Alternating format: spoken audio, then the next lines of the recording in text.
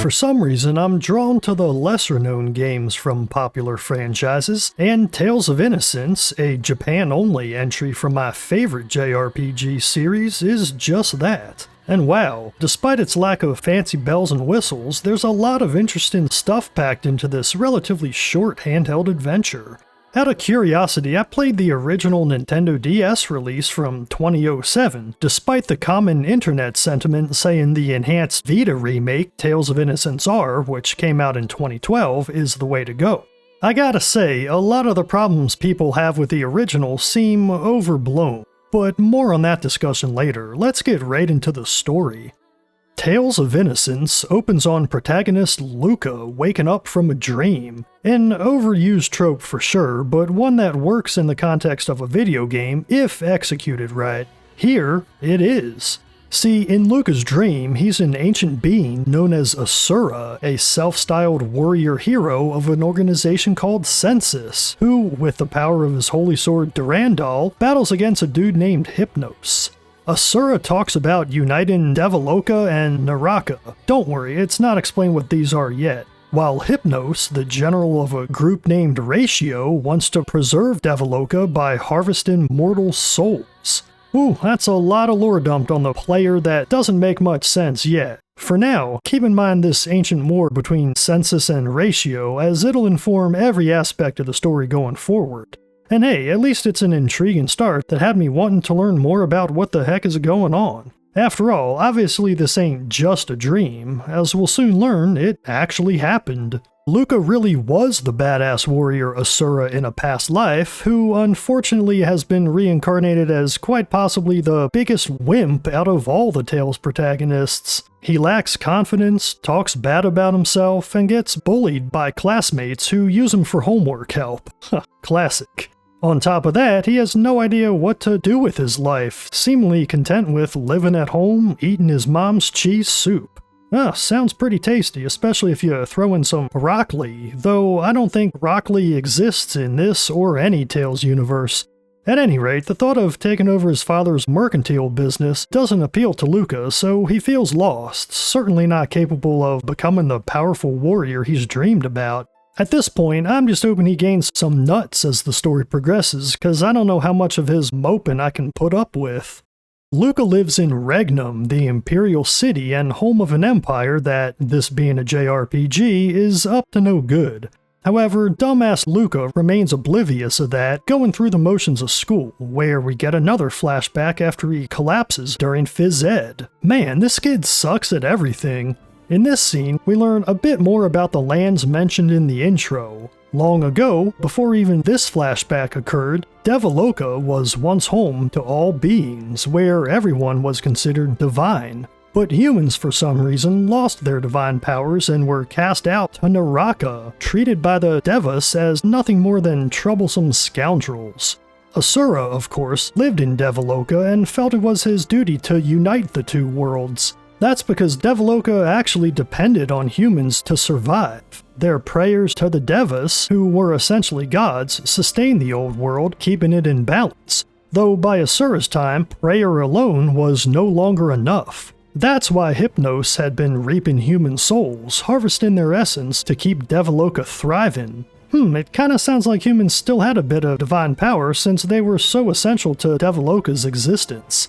We see Asura discuss his plan with his pink-haired female companion Inanna, who warned that uniting the two worlds could endanger the Devas if the Narakans decide to attack them out of bitterness. That sounds like a pickle, but hey, it's all in the past, right? Surely it doesn't matter anymore. After getting his ass kicked by his own effort in phys ed, Luca gets bullied into fetching some hot dogs for his, friends, Nino and Eddie, the same guys who copy his homework. What dicks. But they're the only friends he's got. As I said, Luca's just pitiful. Along the way, he sees a kid getting arrested by Imperial soldiers who call the kid a demon and claim they're taking him into what they call the Compulsory Fallen Rehabilitation Program. Trust me, it's as ominous as it sounds. Unbeknownst to Luca, he's gonna find out exactly what that means in short order, but for now, he's unfazed. After copping some collizies by the harbor, he bumps into Ilya, a girl from a village far to the east who just might help him start caring about himself more. In the fan translation I played, this red-headed gal's called Iria, but I'm gonna stick with Ilya, which sounds more like an actual name to my ears. This chick's a bit of an impatient hothead, yeah, one of those characters, but her companion and this game's animal mascot, Coda, is a trip and a half. He's a monkey-looking thing who, like so many Tales characters before and after, is obsessed with food. He all but demands Luca feed them both, and the innuendo of giving Ilya his hot dogs ain't lost on me. Hey, at least she thanks him. She's not a total tsundere, only sometimes. They don't get to talk for long though, cause Ilya's being chased by goons from a neo-religious organization called Arca, who call her an avatar and demand she turn herself in to their leader, Lady Matthias. Man, the city of Regnum is chock full of trouble today. Luca, for probably the first time in his life, decides to take action, practically willing himself to become like the warrior Asura he admires from his dreams. Turns out this works a little too well. He manifests the power of Asura to wipe the floor with these Arca dorks, somehow taking them down despite having zero combat training. Lady Matthias herself just so happens to see this and confronts Luca, but can only laugh when he claims to have the power of Asura since he's such a weak little nerd. She seems to believe him, however, yet begrudgingly lets the pair go, not one to attract too much attention by fighting in the Imperial City. Once things settle down, Ilya finally explains what the heck is going on. See, Ilya and Luca are both avatars, aka reincarnations of Devas from the distant past, who still might retain some of their memories and can recover more over time. That's what Luca's dreams were all about. This world is, of course, Naraka, while Devaloka is thought to have been destroyed or fallen ages ago at some point after the time of Asura. By the way, if some of these place and character names sound familiar, well, Tales of Innocence's lore is heavily influenced by Brahmanism and Hindu mythology, often lifting terms directly while putting a little twist on them. Naraka, for example, is literally the Hindu underworld. Hell, in other words, while in the game it's not so much a place of pure torment, but rather an exile for less than divine beings, hence why avatars are also called the Fallen. I'll discuss TOI's religious influences more later in the video, it's interesting stuff. Anywho, because Ilya's an avatar, she's got some of that divine Devalokan essence, which allows her to use Devic arts, this game's explanation for magic-oriented battle skills. You know, spells like Heal, Pal Hammer, Aqua Edge, recognizable stuff to any Tales fan. I appreciate how the series tries to explain each game's magic system and why characters are able to use spells, and Innocence is among the best in that regard. On the other hand, the ability to use Devic arts in Naraka is precisely how Arca and the Empire can identify avatars, so our fledgling heroes are gonna be on the run from here on out. Oh, as a side note, though Luca's arts are mostly physically oriented, he, and every other party member, can learn at least a few Devic arts, and surprise, they're all avatars. We'll meet more of them soon. In fact, avatars are somewhat common in this world, with many living in Ilya's home village. She explains that Lady Matthias showed up looking for them, wanting to haul off as many avatars as possible. Matthias was also after something called the Manifest, which Ilya has never heard of, but assumes must be important, so she took her pistols and ran away from her sleepy hometown, hoping to learn more about it. She figures the Manifest is related to her past life, and thus also Luca's, cause you see, Ilya is the reincarnation of Inanna, Asura's pink-haired lover. I wonder if that means Luca and Ilya will fall in love in this era too. Clearly the writers want the player to be asking that, as they toy with this duo's will they, won't they dynamic throughout the whole game. Luca, not one to hang around for fear of Matthias, figures he might as well tag along with Ilya and see what happens. These two runaways, along with Coda, can't forget that little monkey, decide to strike out for the holy capital of Naus at Ilya's suggestion, having heard there's someone there called the Holy Maiden who has magical healing powers. Sounds like that's gotta be an avatar, and since both the Empire and Arca want to capture the Fallen for their own purposes, our duo sees any avatar as a potential ally, as well as a way to learn more about their mysterious pasts. Stepping for the first time onto the world map, remember when Tales games used to have those? It's immediately apparent that Innocence is a low-budget, possibly rushed entry. The story doesn't suffer for this, but visually speaking there's not much worth admiring. It looks fine, albeit underwhelming even for a DS game, and that system's low resolution certainly doesn't help. I'm guessing this is one of the aspects the Vita version improves on, but I quickly got used to the blocky visuals, which managed to charm due to the art direction. Locations are varied. We'll go from seaside cities to industrial complexes, volcanoes, island and Old West style towns, even a proper jungle. An uncommon biome for a Tales game and a welcome change-up. In some respects, Innocence's relatively small world map makes for a quaint, focused experience that had me wondering when I'd get to visit each part, since the whole map is visible right from the get-go despite the game not becoming truly open until the very end. Tapping the bottom screen lets you change to a localized map view that gets uncovered as you explore. Always a favorite feature of mine. I can't help but uncover every tile in this kind of setup, though it's a shame there's nothing to find beyond a few chests, resource points, and optional guild dungeons, which are quite the doozy that deserve their own section in this video. I was surprised, however, that enemies walk around on the map itself, no random battles here, and while that had been common in the series for a while, it's cool to see in what's otherwise a relatively bare-bones handheld entry. Furthermore, they're pretty easy to avoid if you do want to beeline to your next destination, following predictable movement patterns requiring just a bit of practice to dodge. I love when JRPGs make battles optional like this, especially in the early game when you haven't got a ton of arts to train up yet. I'll hold off on talking about the combat for now though. First, let's meet some more party members. But before we do, consider leaving a like on this video and subscribe to the channel too if you enjoy this kind of deep dive retrospective. It's free and really helps the channel reach more RPG fans. And thank you to everyone who's already subscribed. Hot Tub Stream at 100k.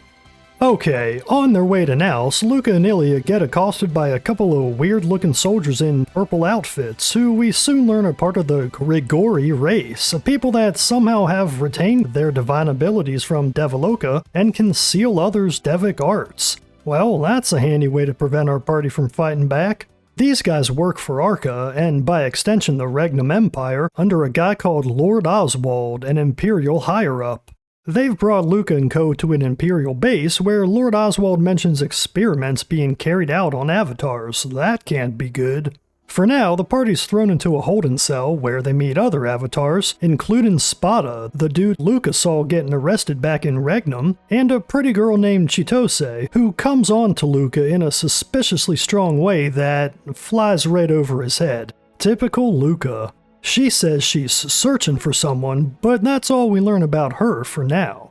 Spada, on the other hand, has got a more interesting tale. He claims to be the reincarnation of Durandal, Asura's quote-unquote beloved sword, bragging that Asura couldn't have accomplished anything without him. Though we get a quick flashback to Durandal promising to always fight by Asura's side, it's unclear how exactly a magical talking sword of all things got reincarnated as a human.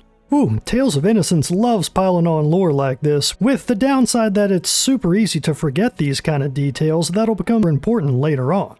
We don't get much time to think about that, however, as Oswald wants to test the party's power by sending them to the western battlefield to fight the army of Garum, a neighboring nation on the same continent.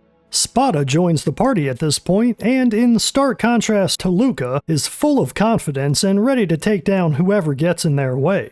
That's a nice change of pace characterization-wise, and he's also useful as hell in combat, with fast attacks that help quickly rack up combo counts. This place is also the first proper dungeon of the game, though it's little more than a few thin outdoor hallways. That won't change in later areas, but it's not as bad as it sounds. If anything, it helps streamline the dungeon crawling, even if it's structurally boring. Oh, and the music in this place slaps way too hard for an early location. For sure one of the most earwormy tracks. Check this out.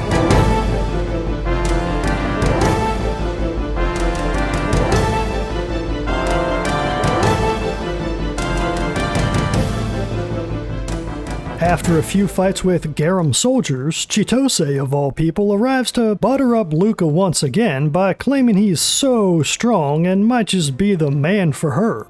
This puts a bee in Ilya's bonnet, who despite her cold exterior can't help but show flashes of affection for Luca. To further complicate the matter, the player gets yet another glimpse into Asura's time, where we learn Chitose is the reincarnation of Sakuya, a subordinate messenger girl of Asura's who was desperately in love with her master, though the party doesn't know this yet. Well, that explains Chitose's behavior at least. It is odd how most avatars retain the personality quirks, character traits, and even desires of their past forms, yet Luca couldn't be more different from Asura. How the heck did that guy become such a wuss? Not one to hang around Ilya, Chitose goes off to do her own thing, and eventually the Imperial army gets ambushed after Garum feigns a retreat. Classic technique. Leading the assault is a rifle-toting mercenary known as the Hitman, who Spada recognizes as the reincarnation of Hypnos, the guy Asura was fighting back in Luca's dream that opened the game. Okay, now things are getting interesting. His name is Ricardo, and though he's introduced via boss fight, the party manages to talk him down, saying they're not actually with the Empire and only want to meet more avatars to learn about their past. They even invite Ricardo to join, but he declines as he's got a contract to fulfill and protecting a group of quote-unquote rats isn't part of it. Just then, Ricardo's, partner shows up, a comically deranged, flamboyant, spear-wielding man from Garum named Hasta, who demands the hitman take the party out. Ricardo refuses, turning his rifle on Hasta just long enough to allow the party to escape, finally free again to make their way to the holy capital of Naus. Like any good mercenary, the hitman's dedicated to his contract above all, and in the Grand Tales tradition, mercenaries are more like misunderstood good guys than anything. At Naus, the party learns the Holy Maiden, that girl with supposed magical powers Ilya heard about, has been captured by Regnum, and on top of that, the city's great cathedral has been destroyed.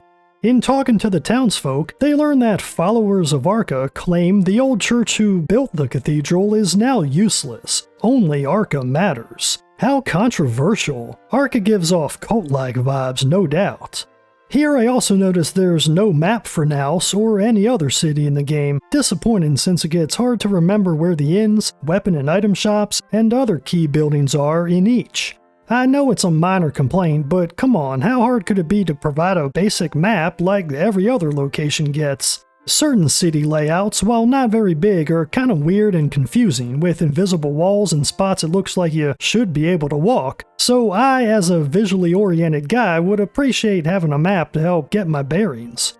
Anyway, in Naus the party meets an old man named Hartman, who used to serve House Belforma, which, as it turns out, is Spada's family. He's actually a lord whose wealthy house commands the Imperial Knights of Regnum. Sounds like a conflict of interest to me, but strangely neither Luca nor Ilya bring that fact up. Oh well. Instead, after insulting the duo by insinuating they're ignorant peasants, which to be fair they kinda are, Hartman invites the group to his humble shack where we learn more about Spada's past. Him being a fallen brought shame on his house, so he ran away, but since Hartman no longer works for House Belforma, that's no skin off his back. In fact, he's a chill guy, happy to cook all kinds of fancy dishes for the party that harken back to Spada's childhood, while making Luca jealous. Guess a 4-course meal beats even Mom's cheese soup, huh? Over dinner, Hartman informs them the Holy Maiden, named Angie, is actually the one who destroyed the city's great cathedral, though he assumes it was an accident. We also learn that long ago the church, not Arca but the old church, would use quote-unquote magic to perform miracles until one day their powers stopped. Luca guesses this so-called fall of magic happened when Devaloka collapsed, since in reality the church's magic consisted of Devic arts granted by the Devas, who allowed Narakans to use them as long as they believed in Devaloka, expressing this through worship via the church. So it seems the fall was caused by Narakans losing their faith, though it's unclear at this point how, why, or even if that happened. this info gets revealed through Skits, which is a bit strange, but it's good to see that not all skits are dedicated to silly asides in this entry. However, there is a lot of them, tons in fact, both here and throughout the rest of the game. I'm talking 4 skits in a row before leaving the Holy City, which feels higher than average for Tales. In a nice surprise for what seems like a lower budget entry, some are even voice acted, though not many. I don't mind either way. I grew up reading all the skits in Symphonia since the original Western GameCube release didn't have a Japanese voice track. Yeah, the skits were voiced in Japanese. How far localization has come, eh? These days we get Japanese voice tracks all the time. Now we just need accurate translations and I'll be happy as a pig in mud. As mentioned, over dinner with Hartman, we also get to know Spada better. He's quite the hothead, a young man who left his cushy lifestyle because he's the youngest of 7 sons, talk about providential, and didn't want to rely on others his whole life. Plus, there was nothing in it for him to hang around at home besides arranged marriage, so he struck out on his own. Not a bad backstory, and it explains why he's good with edge weapons, favoring a dual sword setup. On the topic of skits, man, despite the sheer volume of them, they're mostly entertaining, even if too many are dedicated to talking about food. Hell, Coda's origin even revolves around it. Yep, he's got a backstory too, despite being a pure comic relief character. I appreciate that attention to detail, something Tales usually gets right. Coda's species, technically called muses, live near Ilya's village and would constantly come and eat their food. So the townsfolk made a deal where the muses get fed in exchange for doing menial work, like waking people up in the morning or guarding their houses. In other words, they're basically sentient pets, only they don't mind this role at all, cause as Coda demonstrates, nothing's more important to them than food. What a cute little explanation, and boy does this guy talk about food a lot in Skits, and not just him, but every character. Tales writers are seemingly obsessed with culinary delights, and as a bit of a gourmand myself, I can't complain too much, but man are there a lot of skits all about this world's various ingredients, dishes, and sweets. It's the writer's favorite topic. There's even a lengthy endgame side quest all about finding legendary recipes I'll touch on later. Other skits pepper consistently throughout the adventure, offering a deep amount of relationship development, so if you do play this game, don't skip them. Otherwise, you might think the cast is shallow, even though it's anything but. In particular, there's lots of flirting between Luca and Ilya, almost always playing off Luca's utter obliviousness, shyness, and lack of confidence, with Ilya berating him for not even attempting to understand her feminine ways. Yeah, for most of the game, Luca thinks Ilya doesn't care about him, yet she shows early on that while she has got plenty of bitchy tsundere characteristics that get tiresome, overall she's got a big heart. For example, when Luca seems down, she asks him if he's okay, but doesn't want to annoy him by pressing the issue. Instead, she offers some more subtle encouragement by telling him to remember to eat right and take care of himself. She's genuinely caring, a common theme for the duration of the adventure. Now, even I, a bit of a Tales fanboy, can admit the series often focuses on friendship to a meme-worthy extent, but in Innocence that's not the case, despite turning it into a literal gameplay mechanic. In my book, it's only a problem when the story suffers by harping on too much corny dialogue around the power or magic of friendship. Symphonia 2, anyone? Yet there's none of that here. Instead, characters have friendship stats with each other that increase both through battling together and, more significantly, by making right conversation choices. Lots of dialogue scenes and skits give Luca options on how to respond, and these both actually matter and make sense. If you think about what characters would be feeling and what they would want Luca to say, it's pretty easy to figure out how to respond. For example, when talking to Spada, you want to be honest, since he values Luca admitting his faults over false confidence in an attempt to mirror Spada's personality. Ilya, on the other hand, can't stand mopiness and would rather see Luca at least pretend he's not a dweeb. This is a very Japanese approach to conversation. You know, don't rock the boat, don't be rude, say what you're expected to, which works well in a JRPG where you get rewarded for choosing the right answer. That said, this mechanic doesn't influence the story itself, only certain conversation outcomes and flavor dialogue, as well as unlocking a few one-on-one skits between characters. The friendship system's only other significance is in determining who Luca ends up with romantically, if anyone, and even that is hardly notable, just giving you an extra little ending scene.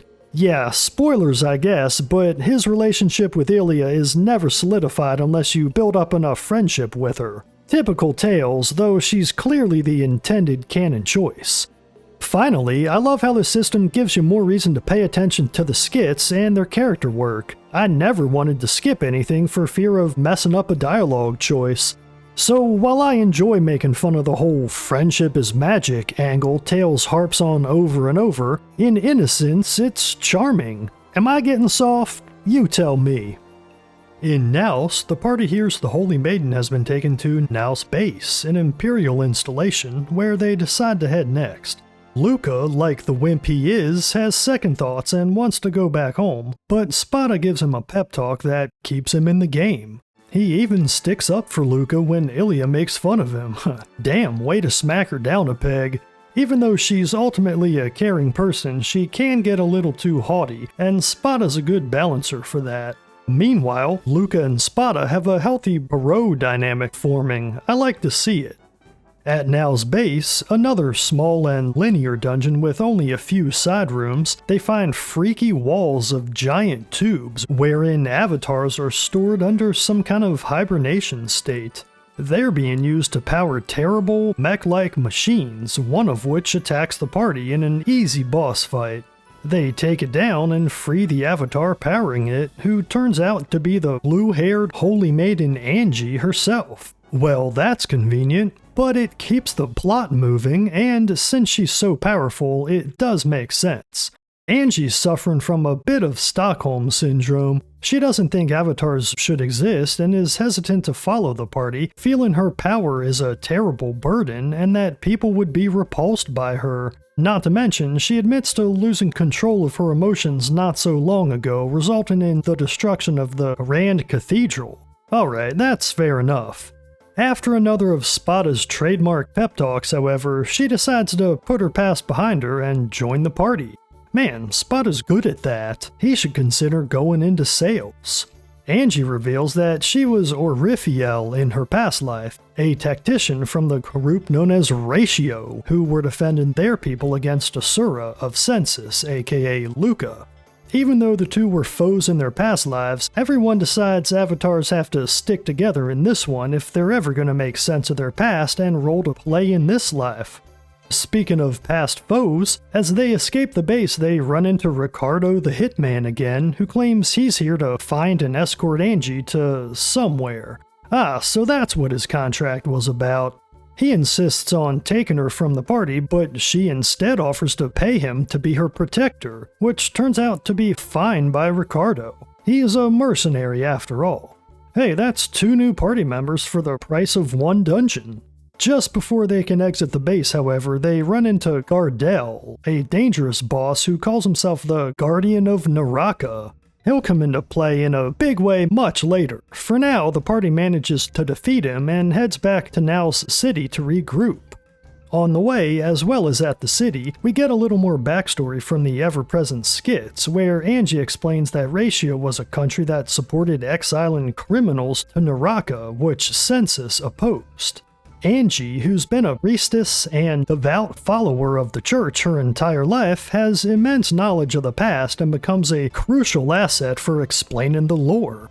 She's the one who tells the party about how Devaloka required prayers from Naraka to subsist, and further explains that Narakans eventually began following whatever parts of the church doctrine they wanted, which seemingly caused Devaloka's belief problem, forcing them to switch to harvesting souls. She also goes into lengthy detail on how, in the more distant past when she lived as Orifiel, Ratio wanted to protect both nations, while Census was full of free spirits who did as they pleased. However, Asura, while part of Census, didn't necessarily share their ideals, instead pursuing his own goal of unification. Back at the Holy Capital, the party discusses the Manifest, which, if you'll recall, is the object Matthias is after. With Angie now here to offer guidance, they learn that yet another group called Tenos wants to get their hands on the manifest too. Apparently it has the power to destroy entire worlds, so the party can't let it fall into either faction's hands. Thus, finding the manifest becomes our hero's primary goal for the rest of the game. Out of a lack of leads, however, they decide to head back to Regnum for now. On the way, we get an aside showing the top brass of Regnum discussing the incident at Now's base, with Oswald attempting to cover up Angie's escape. This group is known as the Privy Council, a shadowy organization that pulls all the strings of the Empire behind the scenes and includes some other key characters we'll meet later, all of whom come off as completely evil. It ain't exactly subtle. These scenes are basically plot devices to let the player know what the main enemy faction is planning, while the party members, of course, have no idea. At any rate, Oswald manages to lead the rest of the council to think it was the enemy nation Garum who attacked Now's base, so they plan to get Angie back at any cost, desperate to use her power for their own purposes. At Regnum, the party gets spotted by guards who are now on to Luca since he's gone missing, rightly suspecting him of being an avatar. They escaped to the sewers of all places, but thankfully there's no sewer dungeon in this game. That's a trope I could always do with less of. Instead, they meet the final party member, Hermana, a homeless girl with a heart of gold who's just trying to scrape by while taking care of even younger, downtrodden kids. She mentions a rumored valuable mushroom in the connecting caves that could help get her group out of poverty and promises to join the party if they can help her find it. Seems like a good deal, so this cadre of 6 mismatched adventurers head into the underground cavern, effectively the next dungeon, to search. While they do find the mushroom, more importantly they stumble across something called a memory circle, a magical implement on the ground that shows everyone the same scene from the past. Even Hermana, who turns out to be the reincarnation of Vritra, a powerful dragon who was the last surviving member of Devaloka. Sounds like her knowledge of the past could come in handy if she's able to remember more of it. This flashback we get, though, is confusing, taking place long after what we've seen so far of the past, and most of the scenes we'll get later. I'll do my best to explain, but it won't make much sense yet. The scene shows Asura triumphant in uniting the Devalokan people behind his cause, where he meets with Orifiel of Ratio, aka Angie, who we learn has been working with Asura in an attempt to save someone named Himmel, who Ratio had been holding hostage for a yet unknown reason. However, they killed Himmel anyway, causing Orifiel to admit fealty to Asura, who now only needs to gather the approval of a beast named Cerberus to gain control of the all-powerful manifest and accomplish his ultimate goal of uniting Naraka with Devaloka. If that's all too much to take in, don't worry, it'll make sense in the end. For now, just know that the memory circles are crystallized versions of Devalokan memories, as explained by Angie, who stumbled across one herself in the cathedral before she destroyed that building, and finding more of these memories becomes the party's secondary goal. Hermana, meanwhile, has been sad her whole life due to her dreams of Vritra making her feel alone in her avatar-ness, but now that she's got avatar friends of her own, things are looking up. Oh, that's too cute, and is about the only time the game leans hard into the friendship is magic angle. However, while the party's having this revelatory moment, Coda eats the mushroom they were looking for.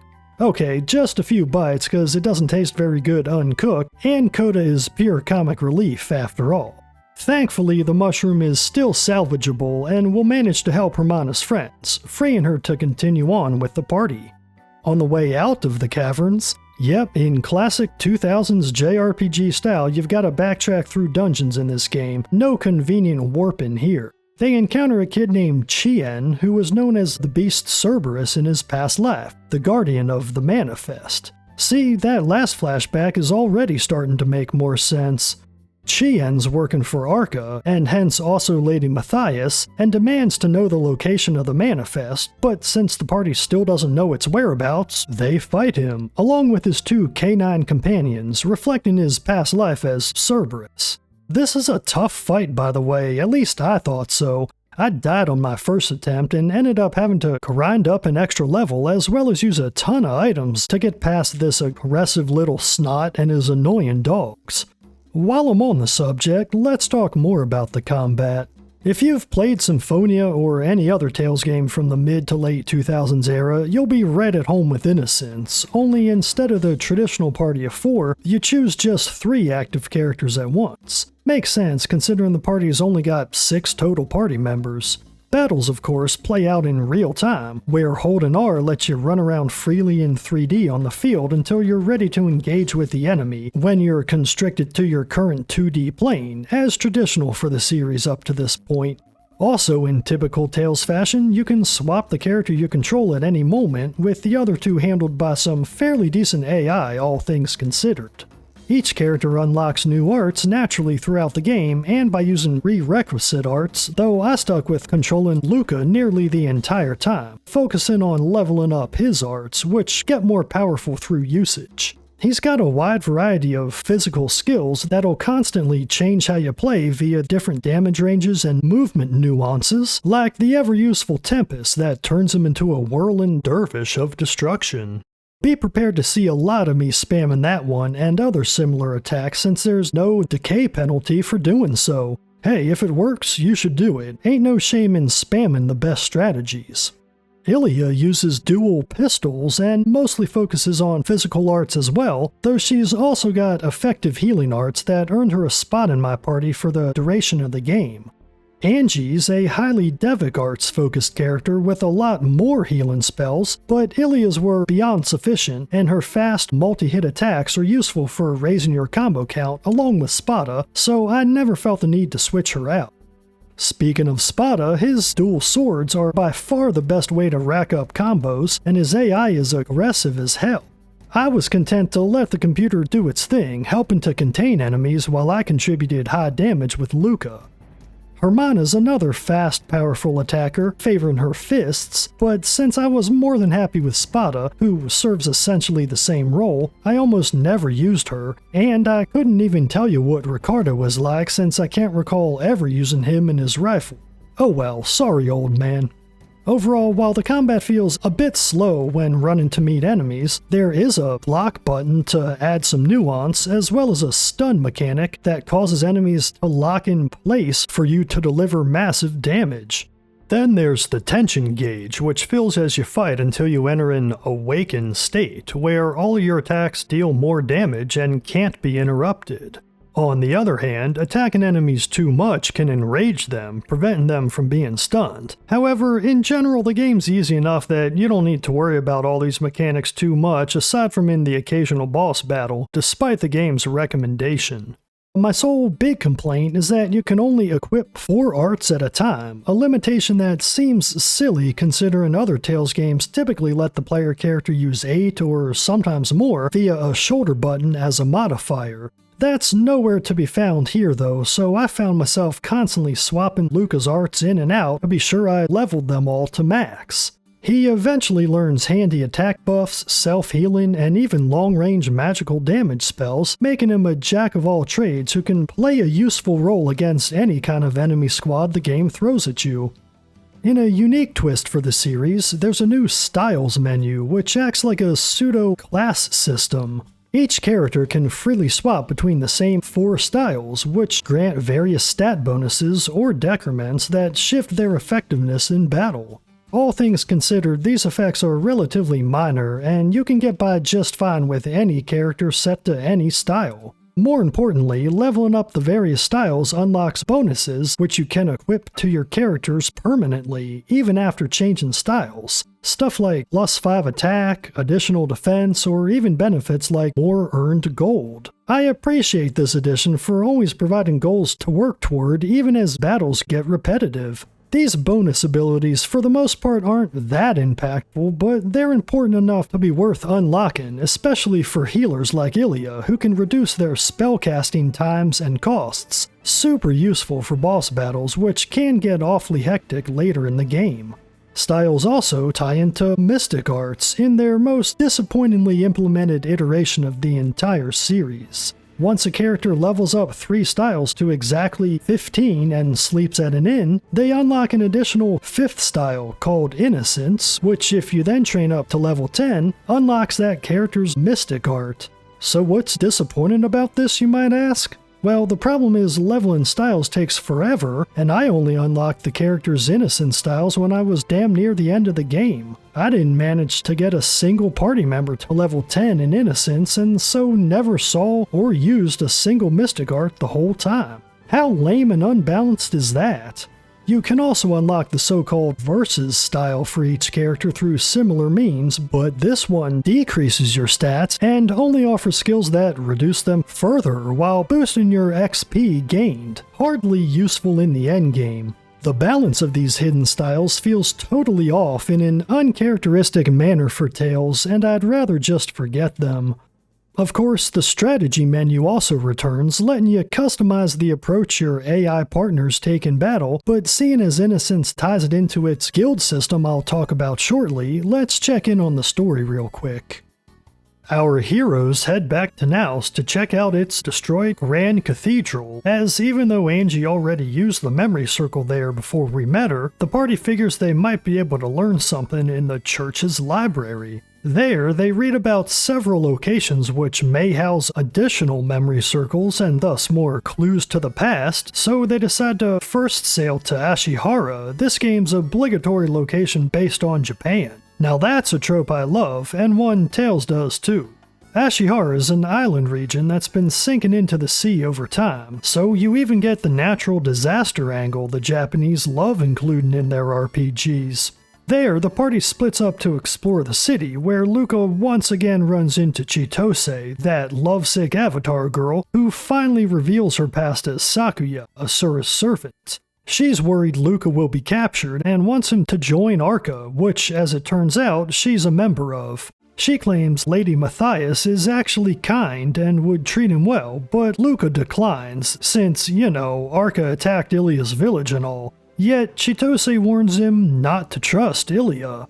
While Luca doesn't understand why she's suggesting this, Chitose expresses surprise that he doesn't fully remember his past, hinting that Inanna, aka Ilia's past life, did something to betray Asura's trust. Or maybe she's just jealous of Ilia and wants to stir up conflict, who knows? Anyhow, we find a royal tomb, which seems like it would hold some answers, but unfortunately entry is off limits and heavily guarded since it's a sacred place. The guards mention a pack of beasts that have been tormenting the village, and after taking them down, the party's allowed access in exchange for helping out. Within this dungeon, the largest yet, they learn via some ancient murals that their past life souls were never meant to be reincarnated as humans and should have returned to Deviloka. How strange that didn't happen. I wonder what's going on here, as does the party. Further in, Luca regains his memory of the Overlord, ruler of all senses, who has been reincarnated as none other than Matthias. And he also finally recalls that the Overlord is the one who used the manifest to destroy Deviloka way back in that past era. Luca vows revenge, and upon reaching the tomb's memory circle, the party views a flashback of Inanna begging Asura to seal away the manifest instead of using it, so that they could be together forever. It's a bit of a confusing scene, not to mention underwhelming since it hardly divulges any useful information, but on the way out they once again meet Chitose, who claims it was actually Inanna who destroyed Deviloka, not the Overlord. Well, that's annoying as all get out, so they battle.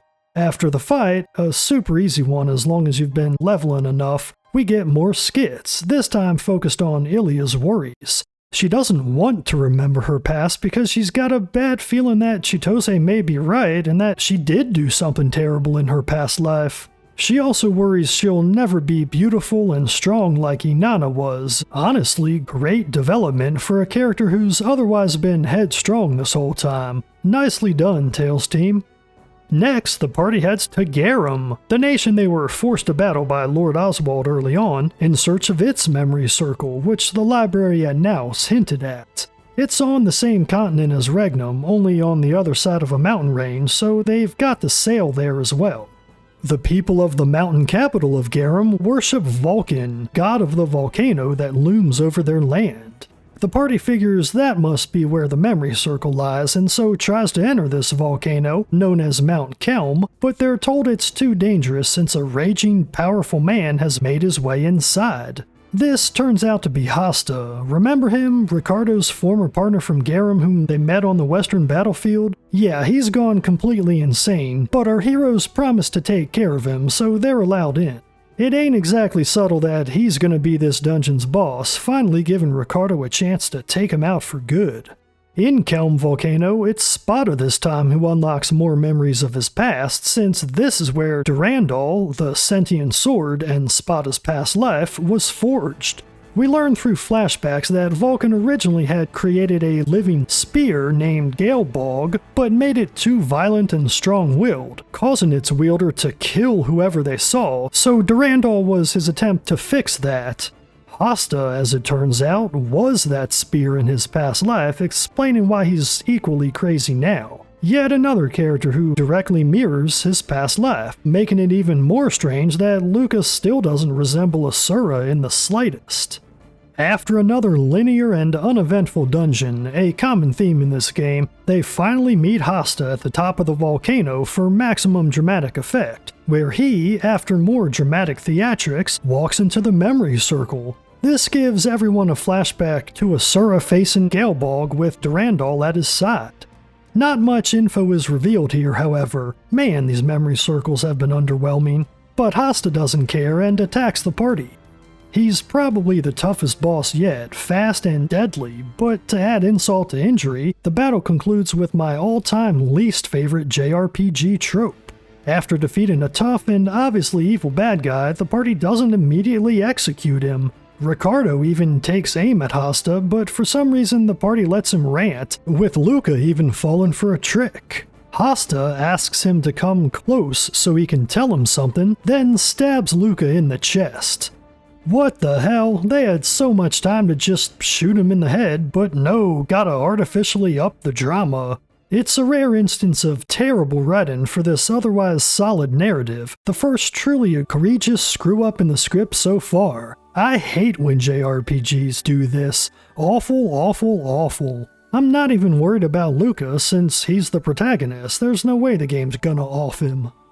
While I calm down, let's turn our attention to the guilds, a new mechanic that acts as this game's only side quests. Yeah, in a break from past Tales entries, Innocence has literally zero other optional quests to take on unless you count the endgame recipe hunt I mentioned earlier.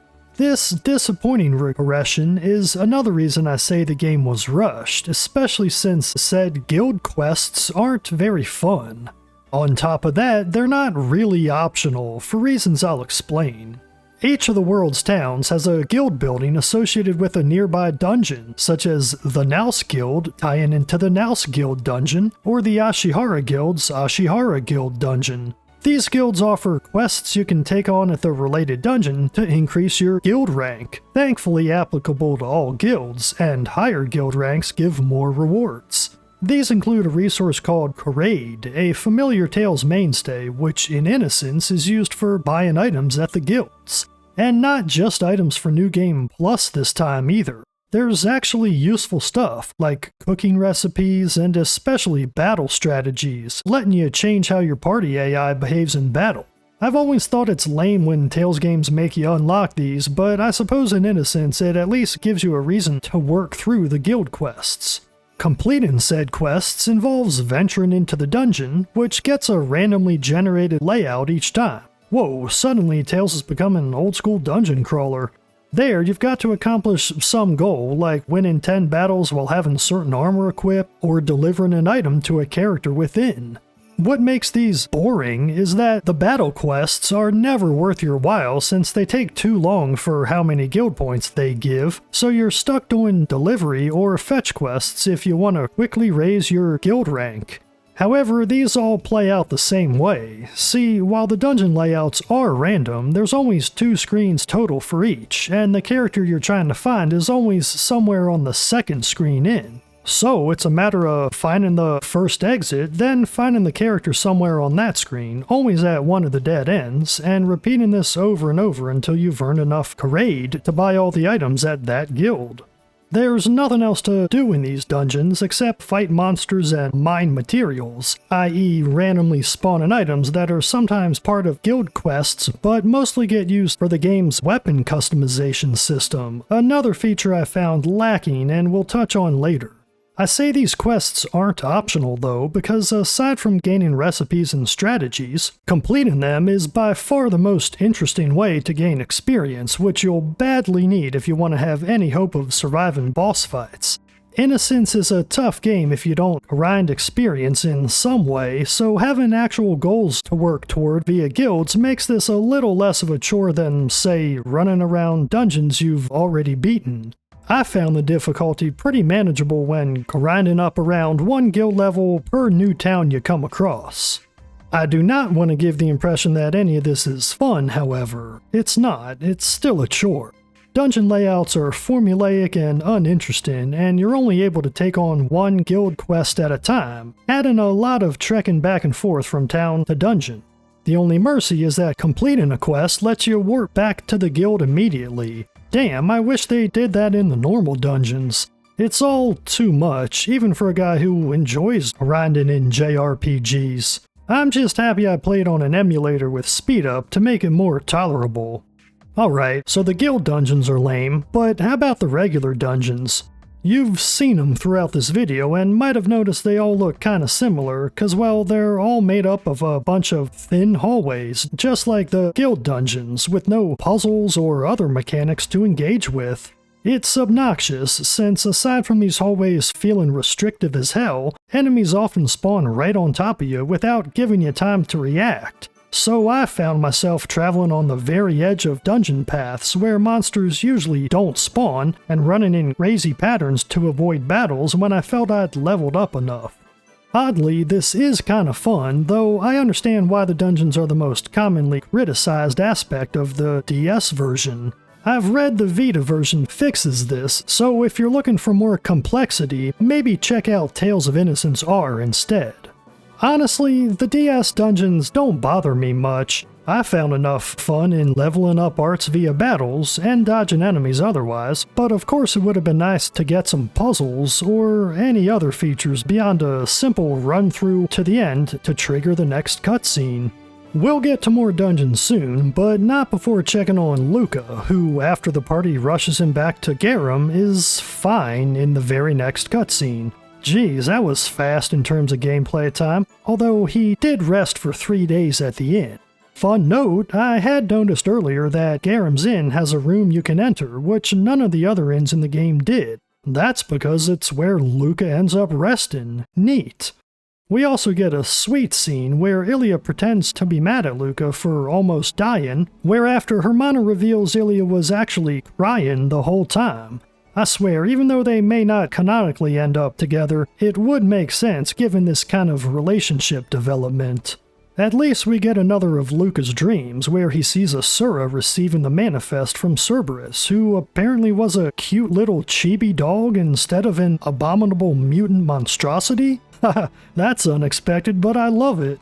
We also learn that the will of an ancient omnipotent being called the Primeval Giant lies within the manifest. That would explain why it's so powerful, though Luca's not sure why Asura chose to hand over the manifest to the Overlord, Census's ruler in this vision, who we already know is the one who ended up using it to destroy Devaloka. However, with too many gaps in their recollection to be filled, the party heads to their next destination, Galpos, in search of another memory circle. Galpos is a tropical island colony of Regnum that runs fruit plantations for the mainland. According to one townsperson, the women here do all the work while the men goof off all day.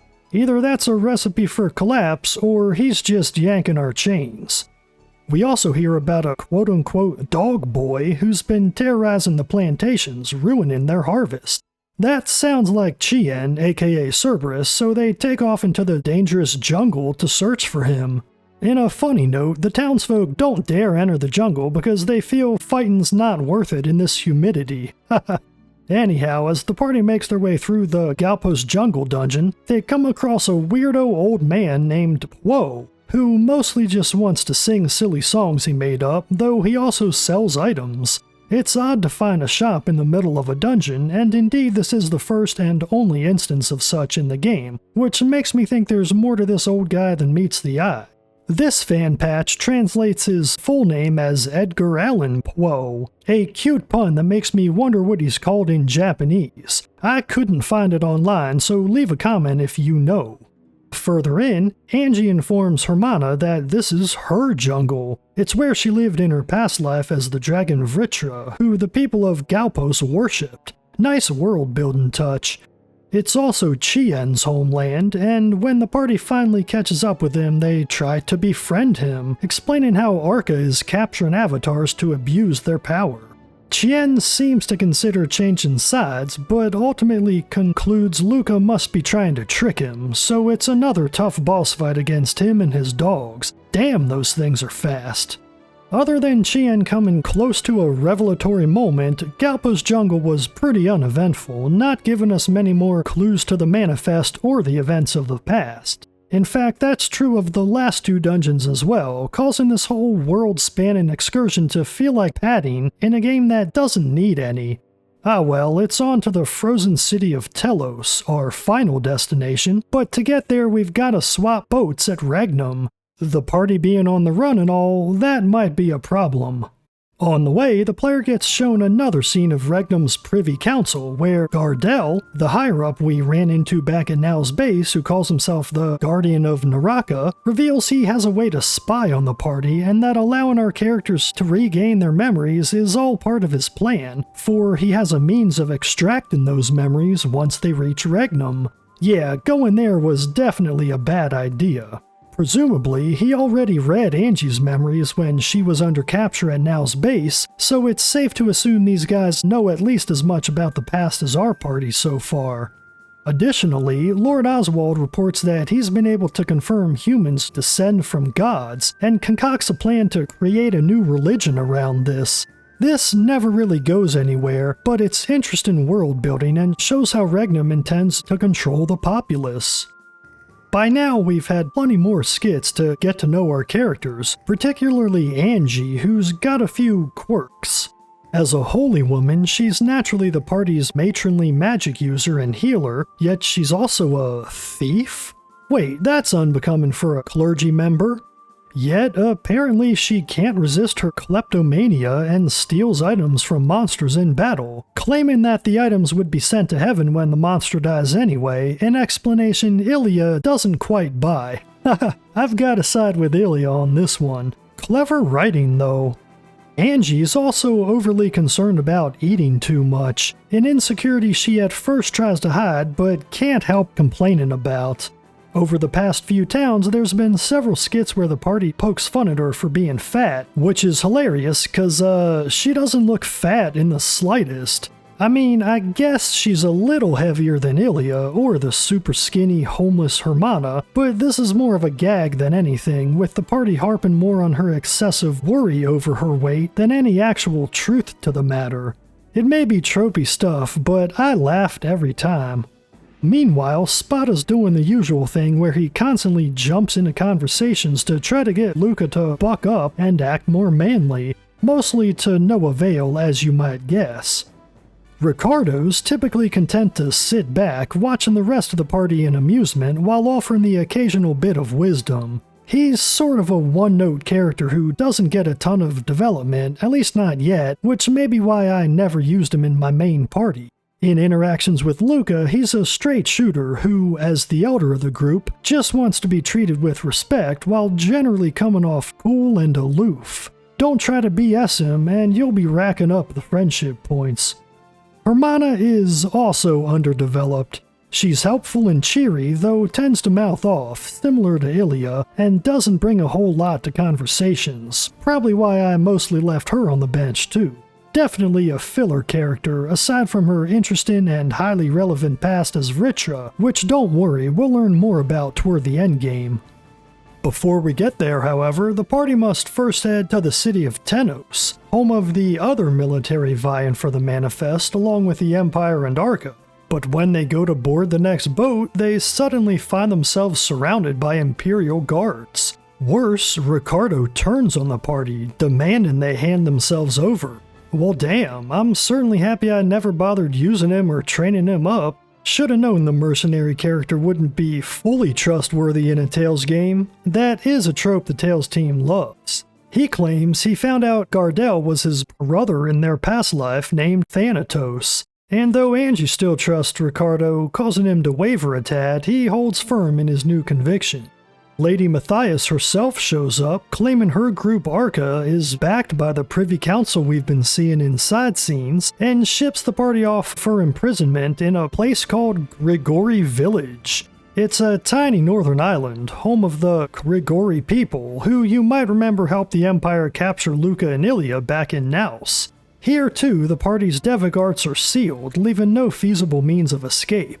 Ricardo shows them to their prison, though his dialogue here hints he might not really be a traitor, which makes sense gameplay-wise, as anyone who had been using him a lot would feel totally shafted. On the other hand, better JRPGs have pulled off permanent removal of party members before, namely Final Fantasy VII. Via Skits at Grigori, Angie provides another lore dump, explaining that Ratio hated humans while Census pitied them. She's aware of and hates the Privy Council, accusing them of abusing their power as they're made up of former members of the old church. She had thought they would still want to advance the church's goals, though clearly that's not the case. The old church itself was originally formed just after the creation of Naraka to help guide believers. But now it seems like the Privy Council is vying to replace it as the dominant power, which the player should have been able to put together by now. The Grigori despised the Avatars, blaming them for the destruction of Devaloka, where they hail from, and now fear they want to destroy Naraka too. Apparently, their race was born when Thanatos, aka Gardel, fell in love with a human girl and produced the Grigori as offspring. So they can go toe-to-toe with Avatars despite not being fallen themselves. We also learn more about Gardel's memory harvesting plan. As he divulges to Ricardo, it involved invasive surgery that may have negative effects, but technically won't kill them. Ricardo's objections to this naturally fall on deaf ears. Gardel ain't messing around. Later, Ricardo invites the party for dinner, making for an oddly quaint scene where everyone discusses their plans for the future. Ilya wants to found a school, since she didn't have one growing up, despite her own lack of learnedness. Luca figures he'll become a doctor. Spada wants to live honorably despite being the youngest son of his family, and Angie wants to retire in the countryside near a church. Now that's wholesome. Hermana characteristically hasn't thought much about her future and debates either attending Ilya's school or joining Angie's church. Oh, and Coda just wants to eat delicious food. My man. Of course, a touching scene like this can't last long under such perilous circumstances, and predictably, everyone promptly gets knocked out by a sleeping draft slipped into their meals and brought in for surgery. That was fast, and goddammit, Ricardo's still working for Gardel. Well, not quite. In the pitch black, their captors get knocked out and the party awakens once again, this time on a moving ship, where Ricardo explains everything. He actually knew Gardel was Thanatos from the moment he saw him in Nau's base, where Gardel telepathically asked him for help. That's a bit of an ass pull. I guess it's a power certain avatars just have. Ricardo wanted to discover Gardel's true motivations and now knows he cares about Naraka a little too much, to the point of suspecting all avatars of bad intentions. Matthias, on the other hand, not as much of a cold operator as Gardel, was told that the party's memories would be fully restored after surgery, the only reason she let Gardel take them in the first place. Ricardo, moved by the characters sharing their dreams over dinner, says they shouldn't give up on them and implies that was a straw that caused him to save them. We get more character bonding scenes that are cut short when Gardel shows up, flying through the sky in pursuit. That's a neat power.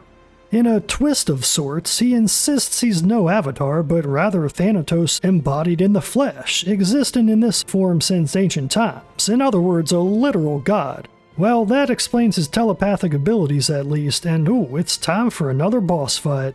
When it comes to deliver the finishing blow, however, Ricardo once again hesitates, just like at Kelm Volcano when he had the chance to take out Hasta. Angie, ever the facilitator, understands, claiming their goal to save Naraka actually aligns with Gardel's, and urges everyone to find a way to work together. However, just then, the flying mech called a Gigantus, the one the party originally found Angie in, shows up controlled by a Grigori soldier, a now former follower of Gardel's who claims Gardel should be using the Avatar's powers for profit instead of trying to save Naraka, and that Lord Oswald will lead them to riches. Gardel rebukes him as a fool who swallowed the Privy Council's lies and gets blown to smithereens. Shoot, I guess he really could have been an ally, but too late for that now. Right after, the mech soldier attacks the party.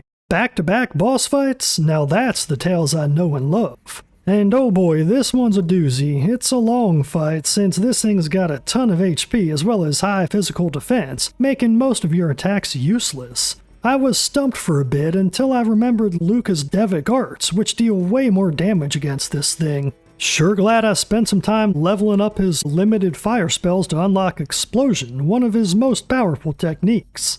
Still, this fight takes forever, and I can only imagine how tough these back-to-back battles would be for someone who hadn't been grinding guild quests. I was on guild level 5 of 10 at this point, which made it pretty easy, just time-consuming. After finally taking this thing down, the party, especially Ricardo, mourns Gardel's death since he did care deeply about the world of Naraka after all. There's a nice line from Angie where she figures if Ricardo's mourning him, he couldn't have been a bad guy. This gal's truly the heart of the party. I'm a fan. While their next destination is still Tenos in the ice fields far to the north, they've got to dock at a town called Mamut and hoof it the rest of the way due to shipping lane closures. Mamut's an unexciting merchant town on the border of the Regnum and Tenos regions, only useful for stocking up and taking on more guild quests before the upcoming back-to-back dungeons. Yeah, the gameplay's about to heat up, but I'd like to take the chance to examine the influences that inspired the jam-packed lore of this game. It's fascinating stuff. Like most Tales entries, Innocence takes ideas from various religions and mythologies while putting its own spin on them, but it's one of the few games I've played that pulls heavily from Hinduism and its major precursor, Brahmanism. Of course, there's the whole reincarnation angle, but the influences run deeper than that, even if much of them consist of shallow references like the simple borrowing of names or other concepts. In Brahmanism, for example, the Devas are deities, aspects of Brahma or God, who live in the divine plane of existence called Deva Loka.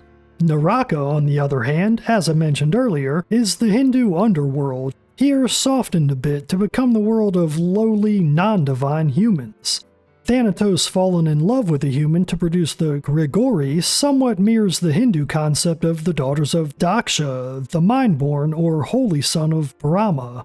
In Hinduism, the Devas themselves also descend from one of his daughters, though she's also a goddess, not human. The semi-divine Grigori themselves, however, are named after a similar concept from ancient Mesopotamian mythologies, where the Grigori are known as formerly angelic watchers of humanity who fell to the human world, similar to their role in the game, though it's more of a reference.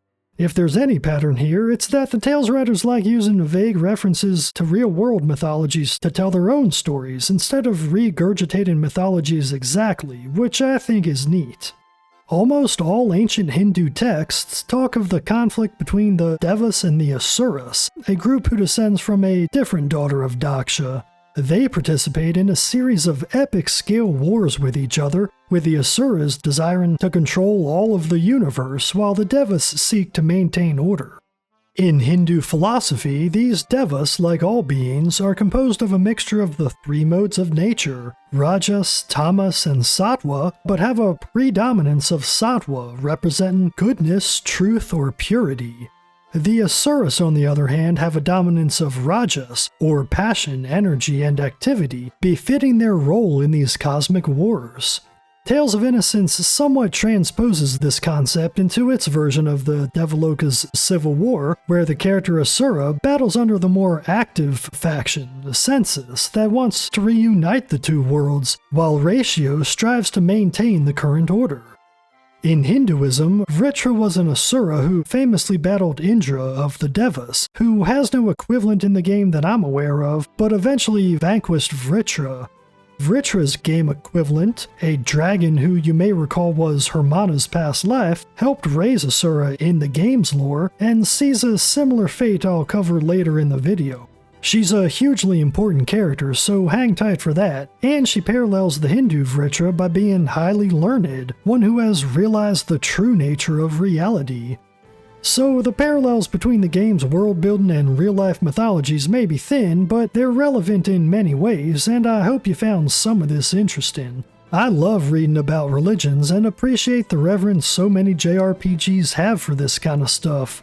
But let's get back to the story and our character's journey north.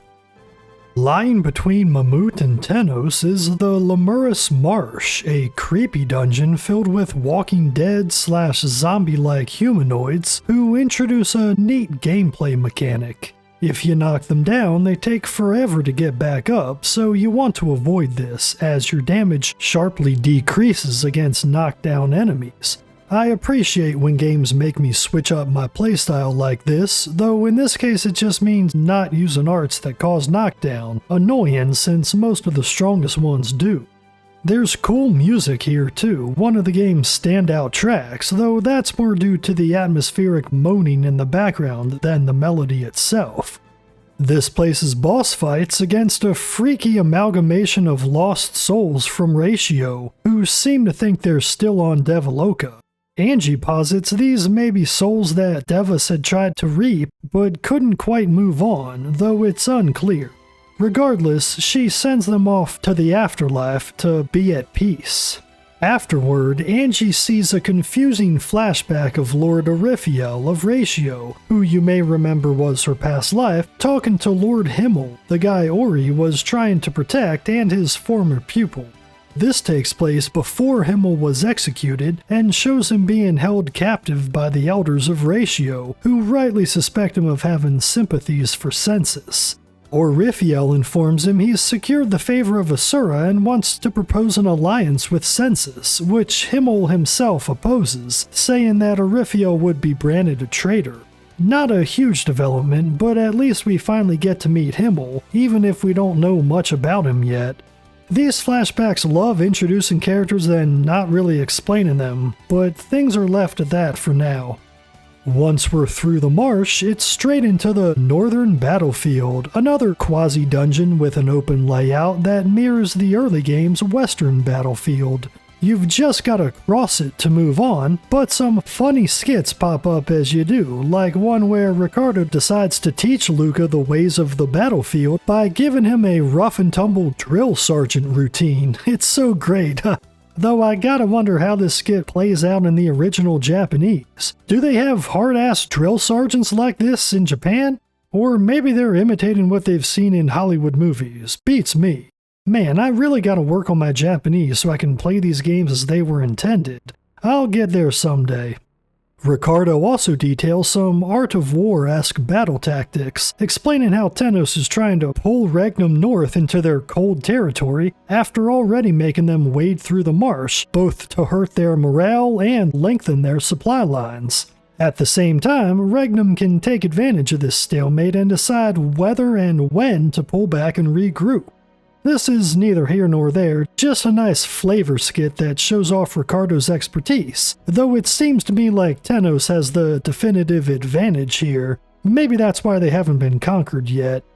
Anyway, once the party makes it across the field, Hasta returns for a second bout with the party. Unfortunately, he still manages to slip away in the end, but not before taunting everyone in his typical flamboyant manner about big plans coming their way from Lord Oswald. What a dick. Beyond the battlefield, the party finally makes it back onto the world map. Phew. Yet now they're in that icy cold that Tenos intends to drag the Regnum army into. Although the city lies at the very northern tip, it's only a short trek to reach it, since all of the overworld areas in this game are fairly small, not taking too long to fully explore if you choose to do so. Not that there's anything to find besides a few resource points, which, annoyingly, often don't even give you anything. I like a little more reason to explore in my Tales games. This is one of the weaker world maps of the series, though I do appreciate how compact it is, perfect for a handheld game. Tenos is a vaguely Russia-inspired city full of chicks with sexy names like Svetlana, as well as bustling coal and steam power industries. Its townsfolk adore their leader Albert, praising his technical prowess and airship technology that supposedly will save them in the war against Regnum. Yep, it's a JRPG, so you gotta have an airship somewhere. The party hears rumors Albert will soon be heading to some nearby ruins known as the Celestial Gardens, so that's where they go next, hoping to get there first. Man, the story's moving awful fast now. There's not even a lot of skits or story scenes in Tenos, just wham bam, thank you ma'am, and on to the next. At the Celestial Gardens dungeon, only a short walk from Tenos, we get some sick synth-based background music, as well as wider hallways to better avoid enemy encounters. Hallelujah! Halfway through, Angie has another vision of Oryphiel and Himmel, where these two divines further discuss the importance of uniting Devaloka with Naraka, and express deep regret in how the Devas have treated the Narakans. Though for now they can't do much, as Himmel is still under guard by the Elders, who can't kill him for some unknown reason. How mysterious. Upon reaching the garden's memory circle, Hermana decides it's her turn to trigger a vision and jumps into it, showing everyone a scene where the Overlord, the census's head honcho, announces to the population his intention to unite Devaloka and Naraka by the power of the Manifest, all from a place called the Sky Castle. In the present, the party assumes this castle should still be floating in the sky somewhere, with the Manifest inside. Finally, we know its location. Presumably anyway, and damn, it's nice to get some useful info from a memory circle for once. Before they can hightail it out of there though, Albert himself shows up, revealing he's after Angie, as well as the fact that he is the reincarnation of Himmel. Angie decides to go with him of her own accord, which seems insane, but she had been very uncomfortable with her visions in this place, so something's evidently brewing regarding her. The rest of the squad assumes Albert must have taken Angie back to the Tenos munitions factory, which doubles as the military's HQ, so they rush back there. Yep, back-to-back dungeons once again. We must be nearing the endgame now. Upon finding Angie and Albert, the latter claims the Manifest can do whatever its wielder desires, and that he plans to create a land only for ratio avatars, not ones from Census like Luca. His past life Himmel, of course, wanted to unite Devaloka and Naraka, but Albert has no interest in that at all. The only problem is, as he helpfully explains, the Manifest only works when the user sacrifices the one he loves most, hence why Albert needs Angie. Wait, what the heck? I guess Himmel's strong relationship with Oryphiel carries over into this life as well, or at least Albert seems to think so. Even more strangely though, Angie seems to want this too and demands the party leave Albert alone. They of course refuse, so she attacks the party? What? I'll explain, but first this is a somewhat tough boss fight since you're facing two enemies at once and can't have Angie in your party. To me that was no sweat since I never used her anyway, but she's a tough cookie. And while Albert's a pushover, as an opponent Angie has a ton of attacks that can't be interrupted and also completely ignore your block button. Ouch. On top of that, she heals when she's at low health, which had me struggling until I set both Ilya and Spada to target the same enemy as me. After that, it was a cinch. Strategy is everything in Tales games, and my time grinding guild quests to unlock that option sure paid off. Upon defeat, Angie explains that she couldn't protect Albert, or Himmel, in their past life, and that it's now her burden to bear in this one. Me thinks she's being too hard on herself, but hey, that's what church girls do. Can't blame her too much. She believes Albert can change, and in a twist of sorts, Albert agrees. Oh, it's a cute scene, and he is being for real. The reconciliation is short-lived though, since Matthias of all people shows up at that moment to taunt the party, claiming she'll wait for them in the Sky Castle before teleporting away. Hey, no fair, how come she gets to teleport? It's okay though, since Albert loans us his airship to give chase, and thankfully the party has a real man in Ricardo to pilot it, a role he relishes. In Skits Before Borden, we learn Himmel was one of the so-called pillars of Devaloka, selected from among the Devas to rule over the Ratio. However, he opposed the Ratio's more extreme methods, so they had him imprisoned, not initially wanting to kill him because of his pillar status, which I think just means he's an important figure to the community. It's never explained. But that's why we saw Larifio promising he'd rescue him. Eventually, the ruling elders had Himmel executed anyway after learning he planned to ally with Census to unite the worlds, cause even though he's divine and would be reincarnated, they figured it might be easier to start over and raise him right this time. But they would never get that chance. Soon after his rebirth, Devaloka fell. Before we fly to the Sky Castle, dear viewer, allow me to talk about the music, always one of my favorite subjects when it comes to RPGs. Usual series composer Motoi Sakuraba wasn't involved this time around, a change I'm fine with since while he has written some of my favorite soundtracks ever, Shinin' the Holy Ark and Baten Kaitos come to mind, I find his work on Tales largely forgettable, occasionally even phoned in. It's safe to say music is not one of the reasons I love this series, even though most games have at least a few great tracks. Here, composer Kazuhiro Nakamura takes the reins and does an admirable job. This is actually a pretty decent soundtrack, one that hit me hard at numerous points, and I can't remember ever thinking any of the music was boring or bland. And it's different from Sakuraba's style, a sorely needed change for the series. As mentioned, the Western Battlefield is a total standout, despite its simplicity, but it's far from the only exciting track that'll get your blood pumping. There's also the memorable Creation of Heaven and Earth from Luco's intro Dream, which you're hearing now, plenty of gorgeous piano tracks, the excellent battle theme, Regnum song with its catchy accordion melody, the epic world map theme, and tons of others. I already talked about Lemurus Marsh and the Celestial Gardens, plus the upcoming Sky Castle theme hit me hard, featuring basic but pleasant harp arpeggios accompanied by an organ. That's two of my favorite instruments right there, and they make for a beautiful, relaxing soundscape. I haven't heard any of this guy's other scores. Looks like he's worked on a lot of Tekken and other games from genres I don't play much, and though he's credited for Tales of Hearts R, Sakuraba did the original version of that game's OST, so I'm not sure how much Nakamura contributed. It's a shame he hasn't gotten more work. I already like the guy.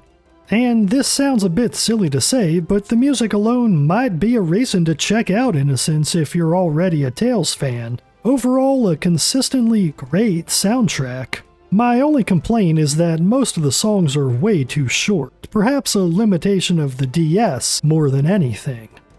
Right, back to the story. Did I say there's back-to-back dungeons? Make that back-to-back-to-back, cause the party immediately heads to the Sky Castle, yet another dungeon. Honestly though, both it and the munitions factory aren't very long, and hey, at least we didn't have to backtrack out of that last one. Overall, I gotta say the dungeons in this game aren't as bad as I was led to believe. Plenty of Tales games have way longer and more sloggy dungeons. I'm looking at you, Abyss. And while Innocence lies on the other end of that spectrum, it's kinda nice to be able to get through them without a ton of hassle. After trekking through this simple place, we finally get answers to how exactly Devaloka fell. Lady Matthias shows up, along with Chitose and Chien, and claims she is a second avatar reincarnated from Asura. Whoa. Not only that, she takes off her mask to reveal she looks just like Inanna, Asura's lover who got reincarnated into Ilia. Okay, things are getting freaky. For some reason, Matthias and Luca each possess a piece of Asura's soul. Matthias confirms Asura was betrayed by Inanna. Just as he was about to unite Devaloka and Naraka using the Manifest, Inanna stabbed him in the back. I'm talking literally, with his own sword, Durandal no less. This was done at the command of the Ratio Elders, but also from her own convictions. Even though she loved Asura, she felt she couldn't allow humans to return to Devaloka, believing them to no longer be capable of living amongst the gods, and their presence would eventually lead to Devaloka's destruction anyway. Just before he died, however, Asura gave Inanna her just desserts and slayed her too, using the manifest combined with her sacrifice to destroy Devaloka, according to Matthias anyway. Inanna's betrayal seared hatred into Asura's soul, creating Matthias, which is why she looks like Inanna, to remind Luca of what happened to his past lover. Matthias claims Luca's soul, meanwhile, is made up only of the representation of Asura's doubts. Ouch, no wonder he's such a dweeb. Yep, we finally got an explanation for why he's so pitiful and doesn't resemble Asura at all, while other avatars hew more closely to their past lives' personalities. This also explains why Chitose tried to get so cozy with Luca. He shares a soul with Matthias, Chitose's master. Now Matthias wants to use the manifest to create a utopia, which in her mind means destroying the world to make everyone equal in death. Oh god, not this tired old trope again. And honestly, it comes out of nowhere. Lady Matthias was obviously evil, but never seemed like she wanted to destroy everything. It is explained by her being the embodiment of Asura's hatred though, so at least it makes sense story-wise. Tales is usually pretty good at justifying its use of tropes like this, so I guess I can let it slide. Chien the dog boy, on the other hand, cannot, and objects to this plan, claiming Matthias tricked him. Well, yeah, dude, about time you realize that. Luca, like the wuss he is, decides to follow Matthias when beckoned, still feeling betrayed by Ilya/Inanna, despite the fact that Ilya herself hasn't done anything, well, in this life at least, although her concerns about the past did turn out to be justified. Chien says Matthias will never be able to use the manifest's power, even with Luca's help, since they're technically the same person, and the manifest requires two people. Chitose, ever the Arca sycophant, offers herself, but Matthias would rather use Ilya since Luca loves her. She orders Luca to do it, yet it's at this point he remembers how Ilya, Spada, Ricardo, and Angie have all betrayed him at various times, either in this life or the previous one, and begins to despair. You know, that's a good point, even if he's wrongly assigning blame to some of his friends for wrongs committed by their past lives. However, what he really cares about is the fact that he destroyed everything once before, and so figures he might as well kill himself now, too. He enters a trance of sorts and begins using the power of Asura to destroy the castle, so Matthias and Chitose warp out of there while the rest of the party escapes on the airship, abandoning their friend. Huh, that's kind of original. Usually in this type of situation, the party would find a way to stop him, and while you might think it's a little dickish for them to run away, on the other hand, it's not like they could have done anything about it. Innocence is full of surprises. The scene shifts once again to the Privy Council of Regnum, where they get word that Albert wants to ally with them against Matthias, since she now has the manifest and can destroy them all. Instead, the council orders Lord Oswald to go attack Arca at their HQ, the Tower of Dawn, and recover the manifest for their own use.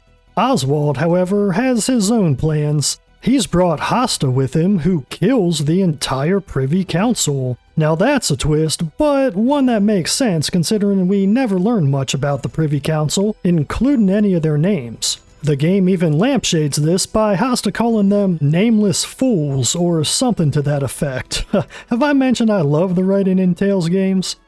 I don't love all the mechanics in this one though. Cooking returns to Tales of Innocence, but I've held off on talking about it till now since it's one of the least impactful implementations in the series. Certainly nothing along the lines of Berseria's OP usefulness, for example. Dishes in Innocence only last a few battles, maybe 8 at most in the late game, and only make a big difference for spellcasters in boss fights. Otherwise, there's no point wasting time with meals, since there's no leveling system associated with cooking, unlike many other Tales games. You don't choose a character to cook with, you just pick a dish and make it, nothing else to it.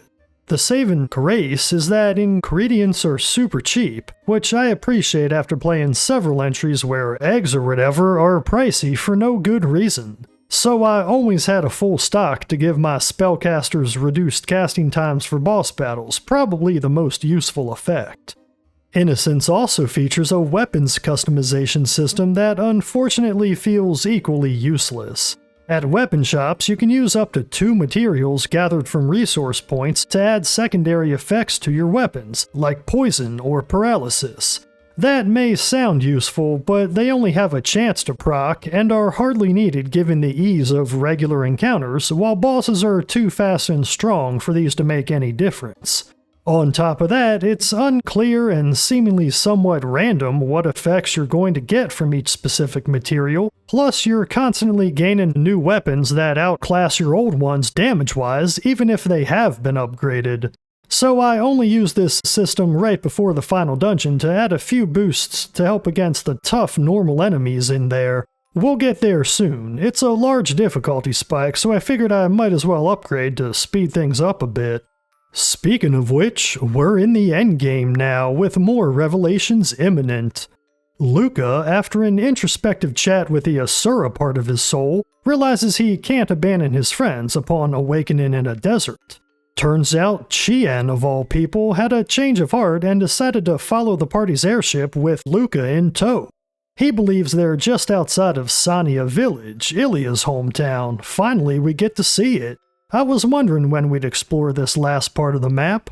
There, Luca finds Ilya and explains that he was too scared to face the party after learning he was the one who destroyed Devaloka, which is why he allowed Matthias to lead him away. All is forgiven as they regroup at Ilya's house where everyone else awaits, and they already know their next destination should be the Tower of Dawn. That's because the Imperial Army sacked the town on their way there. What dicks! But convenient for us, despite being a tad contrived. This part of the game in particular feels rushed. Sania Village is tiny with absolutely nothing to do besides one shop, and while Ilya's parents are around, they're not even involved in any cutscenes. I guess any talks with them would have happened before Luca got there and really aren't relevant to the plot though. Just as the party leaves town, Hermana drops an absolute bombshell in a skit, of all things, though not an optional one. She just remembered that Vritra saw all the Devalokan souls fallen back to Naraka, meaning Devaloka wasn't destroyed, it was united with Naraka after all. That, as it turns out, was Inanna's final wish, fulfilled by her killing Asura, while Asura's wish was also fulfilled when Inanna died. That's the reason everything's so wonky in their current world. Angie concludes that Devaloka became a part of Naraka without them being connected per se. It also explains why the people of Ratio's deceased souls were trapped in Lemura's Marsh. I gotta admit that's pretty clever. At this point, you can freely control the airship and explore the whole map. Damn, just when there's nothing left to do in the game. Okay, that's not quite true. There is the optional side quest I mentioned earlier, if you want to call it that, in finding a set of so-called fabled recipes. You learn about them per Koda's sage guidance, which he claims he heard from a guy called the Wanted Chef. I see what you did there, Tales devs. Obviously they didn't write this fan translation, but I assume there's some sort of pun on the Wonder Chef's name in Japanese as well. These recipes have powerful effects like gaining extra experience or leveling arts faster, but they're by no means necessary for the final dungeon. I just used them to level my last few arts out of obsessiveness. They're more intended for people who want to take on the game's hidden 99-floor Super Guild dungeon, which I did not bother with. But hey, the skits you unlock from finding the recipes are pretty cute, and it's revealed that the crazy old guy in Galpo's jungle is a former chef for an emperor. So that's, something. Beyond that, as far as optional content goes, the OCD side of my brain just had fun revealing all the map squares. Whee! Watch me zoom! Alright, once any screwing around is complete, it's off to the Tower of Dawn, which despite being the final dungeon is incredibly linear. It makes sense, I mean it's just a tower, and one filled with tough enemies. I had to level up a few times just to feel comfortable climbing this thing. A third of the way up, the party encounters Hasta once more for their third and final boss fight against him, which is again pretty uneventful. He doesn't say much, just dies. Again, I'm thinking this endgame was rushed. However, 2/3 of the way up, we reach a more interesting encounter, none other than Oswald in the latest model of Gigantus mech, this one powered by Gardel's remains. That's freaky. This is another long yet relatively easy fight, just like the first. Then finally, after a lengthy trek up the last section of tower, the party comes face to face with Matthias, who's trying to convince Chitose to sacrifice herself to power the manifest. When the party interrupts, Matthias transforms into a disgusting beast, and it's time for the final battle. Once again, there ain't much to say about this fight. She's not super tough, she just takes forever to take down and is able to heal, more of an inconvenience than anything. After her defeat, in a touching scene, I guess, Chitose kills herself to be with Matthias in the next life. As the party notes, what a waste. Luca and Ilya then use the manifest to wholly reunite Devoloka and Naraka, a choice Luca insists he's making on his accord and doesn't have anything to do with Asura. They also don't need a sacrifice for this, since, as Angie explains, it fulfills the will of the primeval giant who created the manifest in the first place. Apparently he was lonely and wanted friends, so bringing the world together in harmony achieves that. It's kinda corny and strange, but at the same time, now that the giant's quote-unquote wish has been fulfilled, the manifest is no longer needed and disappears from the world. And that's about it for the story. Back at Regnum, the party says their goodbyes and goes their separate ways. Ricardo unceremoniously shuffles off now that he's finished with his contract. What a merc. Hermana's got the other homeless kids to look after and plans to send them to Ilya's school when it's complete. Angie wants to rebuild the Great Cathedral but lacks funds. However, luckily, just then Albert shows up offering to help with that. How adorable. I wouldn't be surprised if those two ended up married. Ilya heads back to her village with Luca still too much of a pussy to tell her he loves her. Wow, dude, that's insane. However, when he gets back to his house, he finally shows the first bit of spine in the entire game and tells his old school bullies, Nino and Eddie, that he'll help with their homework only if they bring snacks. Finally, some character development for Luca. I've only been waiting the whole adventure. But hey, he is the embodiment of Asura's doubt. He's doing the best he can. It's an underwhelming final scene, but it brings enough closure to our characters' stories to be satisfying, and while I wish Luca got more development, at least there was a good story-based reason for him not to. Most of the other characters don't change much over the course of the game either, which I don't mind. Innocence focuses more on getting to know everyone, on making you feel like you're adventuring with a bunch of good friends by the end, rather than telling some epic tale of personal growth. And sometimes that's all a JRPG needs. Overall, despite its low-budget presentation and bare-bones features, Tales of Innocence reveals a ton of heart through its voluminous skits, while keeping you hooked with its simple yet addictive art system, fun battle mechanics, and catchy music, all backed by a refreshingly original story that had me guessing up until the end. It may not have seen a Western release yet, but that doesn't mean it's one Tales fans should skip. Quite the opposite. This charming little underlooked entry, clocking in under 30 hours, just might be worth your time. I'm sure glad I played it. Thanks for watching. I've been Leon from RPG Haven. Leave a like for that algorithm, subscribe for more videos on RPGs, let me know in the comments what you thought of Tales of Innocence if you've played it, and have a blessed day.